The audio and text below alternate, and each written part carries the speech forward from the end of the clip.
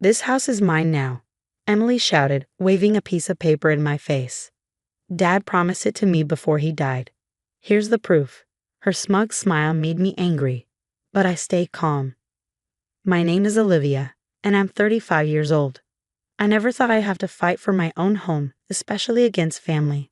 This house was a beautiful Victorian-style home where my father-in-law, George, had lived for 40 years. He passed away 3 months ago, and things have been peaceful until today." Emily walked around my living room, running her hands over the furniture I had carefully restored. "You need to pack up and leave by the weekend," she said. "I'm meeting with a realtor on Monday." I almost laughed at how bold she was. This house had been my home for 10 years. My husband James and I had put our hearts into fixing it up, keeping its old charm while making it comfortable. George had lived here with us for the last 5 years, and we had cared for him through his illness. "Emily," I said calmly, "I think you should sit down." She spun around, her fancy purse swinging. "Don't treat me like a child, Olivia. Look." She shoved the paper toward me again. "Dad wrote this before he died. He wanted me to have the house." I looked at the note. It was written in shaky handwriting and only said, "Emily, I want you to have the house." No signature, no details, just those few words. "Where did you find this?" I asked. "In Dad's study last week, when I was helping you clean," she said, making air quotes. In reality, she had come over uninvited and gone through George's things while I was at work. At that moment, James walked in. He stopped when he saw his sister standing there, looking angry. "Emily, what's going on?" "I'm taking what's mine," she said. "Dad left me the house. I have proof." She waved the note at him. James looked at me, confused. I gave him a small nod, and he understood. We had expected this. "Emily," he started, "that's not—" "Don't try to stop me," she snapped. "You always side with Olivia. But this time, I have proof. Dad wanted me to have this house, and I'm selling it." I walked over to an old desk in the corner, one of George's favorite pieces. I pulled out a thick envelope from a hidden compartment. "Funny you mentioned proof," I said. Emily rolled her eyes. "Whatever you have doesn't matter. Dad's words are clear." "Are you sure?" I asked, taking out some documents, "because here is the official property deed. George transferred the house to James and me 5 years ago, when we took out a mortgage to renovate it for his care. We've also been paying the property taxes and insurance since then." Emily's face turned pale, but she quickly recovered. "That doesn't matter. Dad changed his mind. This note proves it." I laid out more papers. "This is a notarized statement from your father, written 3 months before he passed, when he was still thinking clearly. It says he wanted James and me to keep the house as a family home. He knew we were the ones taking care of him." Emily's hands shook. "No, that can't be true. He wouldn't." "There's more," I said quietly. "Here are records of all the work we've done on the house. And here are records showing how many times you refused to help with his care or medical costs." Emily's face turned completely white. She sat down, her dress wrinkling. But the note." James stepped forward, his voice firm but gentle. "Emily, Dad could barely write in his last 2 weeks. He was on strong medication. This note doesn't override the legal documents he signed when he was well." Her lip trembled, but then her eyes hardened. "You manipulated him," she snapped. "You turned him against me while I was working in New York." "No, Emily," I said softly. "We were here. We took him to the doctor. We changed the house for his wheelchair. We played chess with him and listened to his stories. Where were you?" She jumped up, grabbing her purse. "This isn't over," she shouted. "I'll get a lawyer. You'll see." She stormed out, slamming the door. James and I exchanged a look. We both knew she wouldn't give up easily. I carefully put the papers back in the envelope. "Do you think she'll really get a lawyer?" I asked. James sighed. "Probably, but we have everything in order, thanks to you." I nodded, remembering George's warnings. "Your sister might try to take the house," he had told us. "She always feels like she deserves more." That's why he had made sure everything was legally transferred to us. I looked around the living room, the floors we had restored, the old molding, the family pictures on the walls. This wasn't just a house. It was our home, full of love and memories. Emily had a note, but we had something stronger: the truth, the law, and years of care for George. Still, as I watched the sunset through the stained glass windows, I had a feeling this fight wasn't over. Emily didn't waste any time. Within days, letters from her lawyer started arriving, demanding documents and threatening legal action. But what happened next shocked us. One afternoon, I came home from work and found a real estate agent walking through our house, measuring things. Emily stood in the hallway, smiling smugly. "What's going on?" I asked, dropping my bag.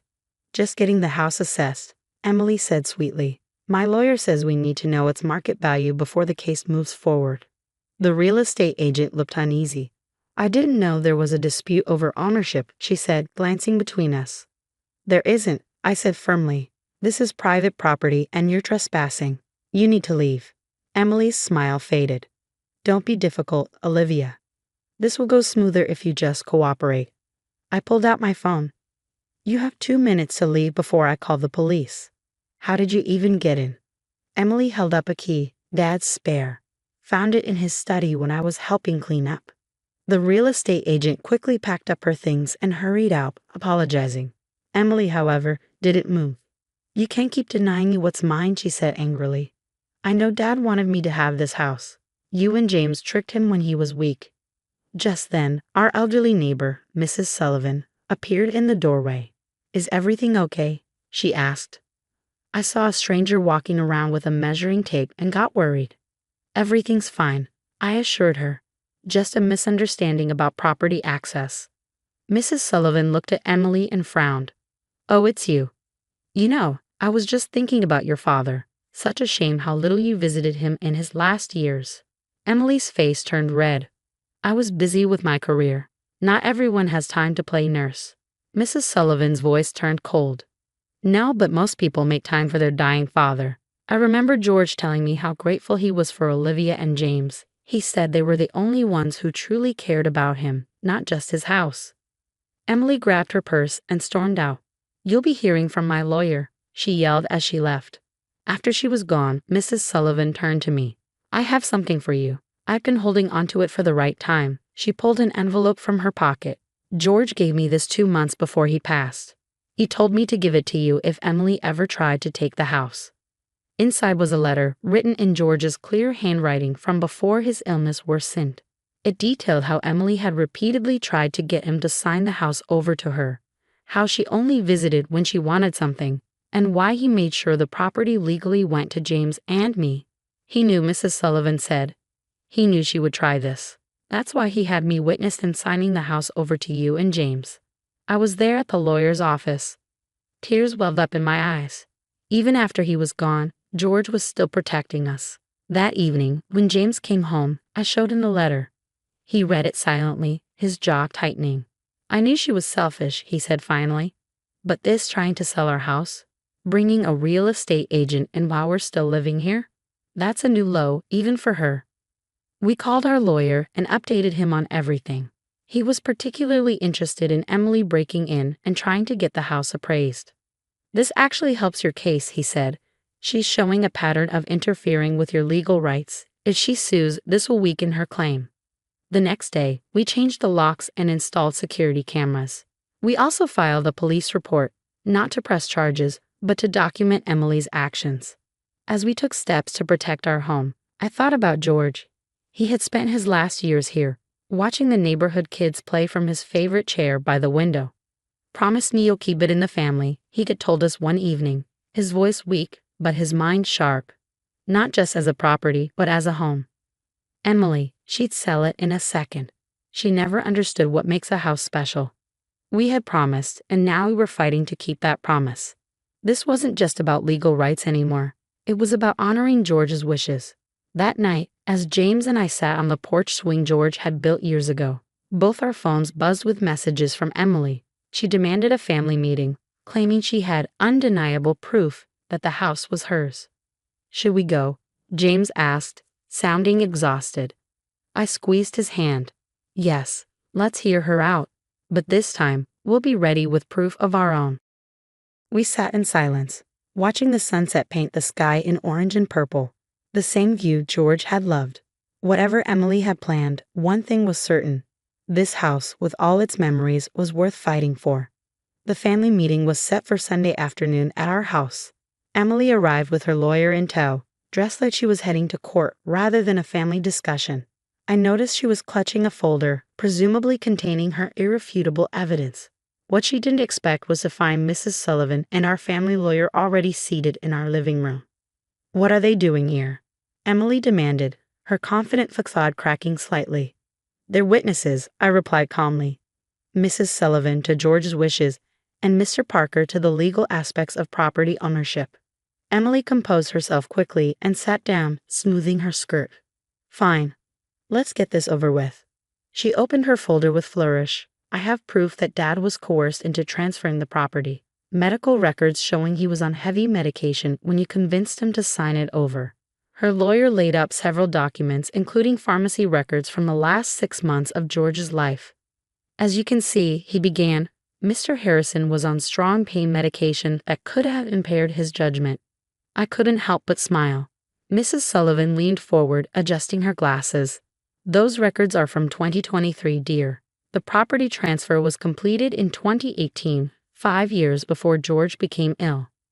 Emily's lawyer frowned, quickly reviewing the dates. Her case was unraveling before it began. But the note," Emily sputtered. "He wrote that he wanted me to have the house." Mr. Parker, our lawyer, cleared his throat. "Yes, about that note. We had it analyzed by a handwriting expert. He produced a report. The writing shows signs of severe impairment, consistent with someone on heavy medication. Moreover, it's not legally binding and doesn't override the properly executed property transfer from 5 years prior."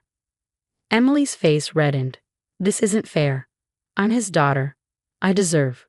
"What exactly do you deserve, Emily?" James interrupted, his voice uncharacteristically hard. "The house you never helped maintain? The home where others cared for our father while you were too busy to visit?" Mrs. Sullivan pulled out George's letter, the one she'd been keeping. "Perhaps we should read what your father really thought."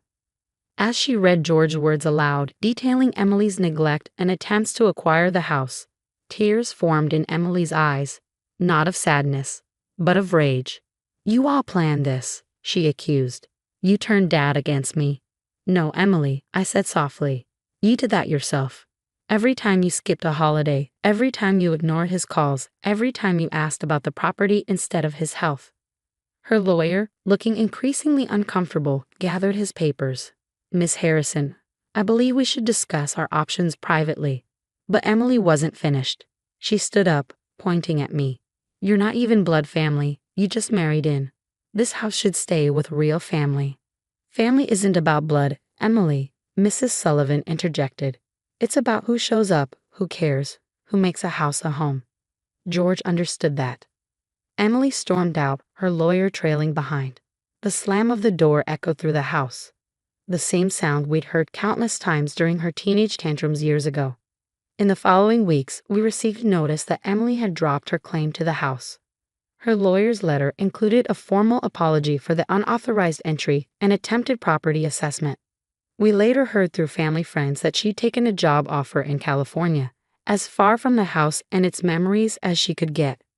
James and I spent that summer restoring George's garden, the one he'd tended so carefully. We planted his favorite roses and set up the bird feeders he'd loved to watch. One evening, as we sat on the porch swing, Mrs. Sullivan joined us with a photo album we'd never seen before. "George gave me this too," she said. "Pictures of this house through the years. The children growing up, the family gatherings, the quiet moments. He wanted you to have it, to remember why he chose you to continue its story."